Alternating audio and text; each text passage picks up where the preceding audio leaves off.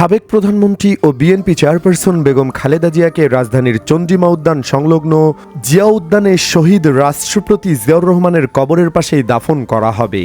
বিকেল থেকে সেখানে দাফনের প্রাথমিক প্রস্তুতি শুরু হয়েছে। খালেদা জিয়ার নাতনি জাইমা রইল ও পুত্রবধূ জুবাইদা ও শর্মিলা রহমান হাউমাউ করে কান্না করছে, তাদের থামানোর জন্য কেউ নেই। এদিকে মঙ্গলবার দুপুরে উপদেষ্টা পরিষদের সভা শেষে অন্তর্বর্তীকালীন সরকারের আইন উপদেষ্টা ডক্টর আসিফ নজরুল এই সিদ্ধান্তের কথা জানান।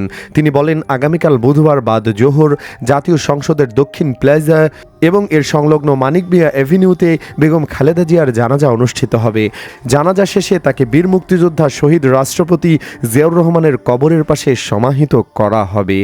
বিকেলে জিয়া উদ্যান এলাকায় সরজমিনে গিয়ে দেখা যায় দাফনের জন্য স্থান নির্ধারণ ও পরিমাপের কাজ চলছে।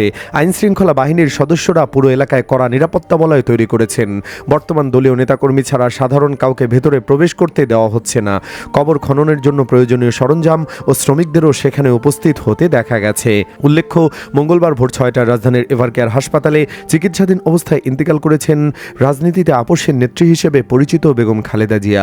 দীর্ঘদিন ধরে চিকিৎসারত অবস্থায় দেশের প্রথম নারী প্রধানমন্ত্রী ও বাংলাদেশ জাতীয়তাবাদী দলের চেয়ারপারসন তার প্রয়াণে দেশের রাজনীতিতে নেমে আসে গভীর শোকের ছায়া। বেগম খালেদা জিয়ার মৃত্যু শুধু একটি রাজনৈতিক অধ্যায়ের সমাপ্তি নয়, বরং একটি যুগের অবসান।